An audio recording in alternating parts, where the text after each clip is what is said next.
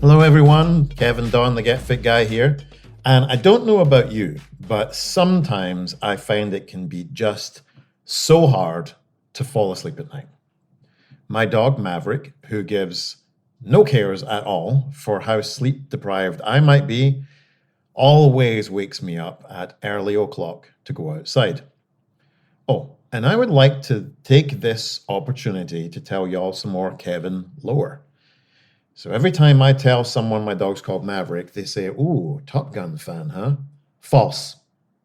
Now, whilst I do love the nostalgia and feel good vibes from any movie from the 80s with their thumping power rock ballads, he is not named after the main character in Top Gun. He is named after the fourth best coffee shop I have been to, which is called Maverick Coffee. And that is in Scottsdale, Arizona. The owner there is an ex-British Olympian in the pole vault, and the shop pays great attention to detail and even make their own milk alternatives in-house. Legit. Okay, so back to sleep.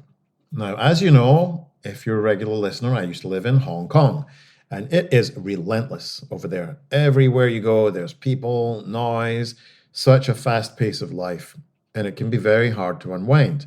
Because back then I started having sleep problems, and because I was working full-time coaching martial arts, which basically involves you doing martial arts every lesson, I was just wiped out all the time and couldn't recover. I started going for like vacations with massage and meditation and all sorts of different kind of escapes, like, you know, those sensory isolation pods. But I was always just returning to the same life situation and couldn't get away from bad sleep catching up to me again soon after returning. So I started to do some research and self-experimentation. Now, this is the bit where I tell you that this podcast episode is actually totally invalid because it's based on my subjective anecdotal experience. Yep, sample size of 1. But hey, it also says in the title that it's my bedtime routine. So what else did you expect, apart from a huge amount of bias? If you've learned anything from my podcast lessons on choosing valid sources of data and evidence, you will stop listening to this podcast now. I know you all love my accent, so I know you're here for it. So, like most people of sound mind would do, the first thing I did when I had sleep problems was go to the doctor. I told the doctor I couldn't sleep. He gave me this drug called Zopiclone. Horrible stuff. Being someone that was into fitness and feeling good, I binned those real fast. So the next thing I did, research into what you would call more holistic alternatives. There's a real nonsense buzzword for you. Another red flag. Anything holistic. Don't touch that with a barge pole. But anyway, let me tell you about my current bedtime routine and why.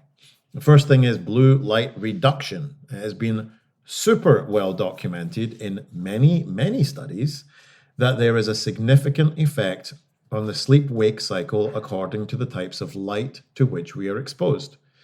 There's lots of different colors and spectrums of light across what we can see and what we can't see.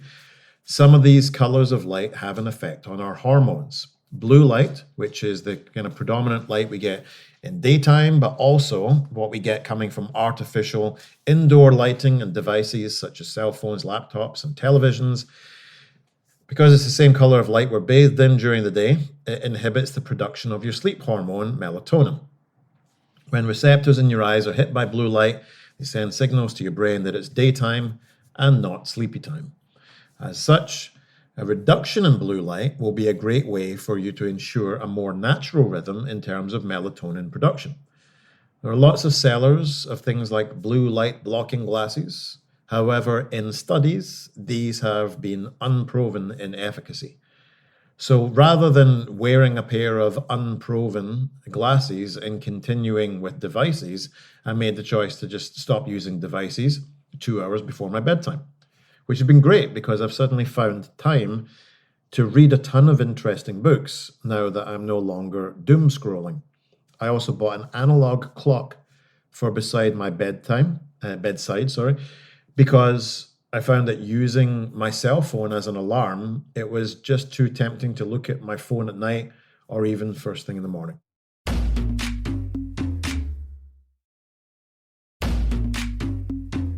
Next up is clean bed sheets. Now, whilst I don't have the time and the world doesn't have enough water for me to wash my bed sheets every day, I have to say I'm a huge fan of freshly laundered bed sheets. Something about the clean smell and feel of freshly laundered linen. Therefore, I do change my sheets more often than the average, which is once a week, to make sure that I feel comfy and cozy. No science really, just how I feel, although I will note that there is research on this from the National Sleep Foundation, and they have found that the smell of clean sheets is relaxing to most people, and this contributes to a feeling of sleepiness. Next up, we got supplements. Now, I do also take a sleep stack of supplements that I find help me to fall asleep. I've tried many different things in many different combinations, and this is what currently works for me. The first thing, and one I find most impactful, is called GABA, G-A-B-A, and this is gamma-aminobutyric acid, and that is a neurotransmitter. It slows your brain down by reducing signals in your central nervous system. I was first given this by a girl I was dating who swore by it, and I took some and was super sleepy in like 30, 40 minutes. I had a great sleep.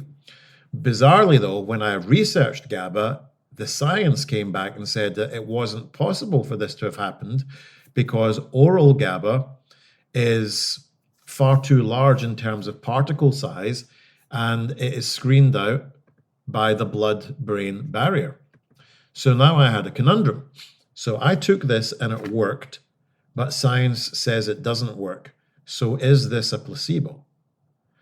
And if it is a placebo, now that I know it doesn't work, will it no longer work? Well, it didn't stop working. And recent studies have actually shown that in every dose, some GABA does cross the blood-brain barrier. So if you take a high dose of it, which as it turns out I was, you are still going to have that kind of effect. So 5 years later, I still take GABA before bed. Next up is an amino acid called L-tryptophan. Now, you may have heard people talking about a chemical in turkey that makes you feel sleepy. Well, the chemical they're talking about is L-tryptophan. This chemical is the precursor to another, which is called 5-HTP, 5-hydroxytryptophan, and that in turn is the precursor to the production of serotonin.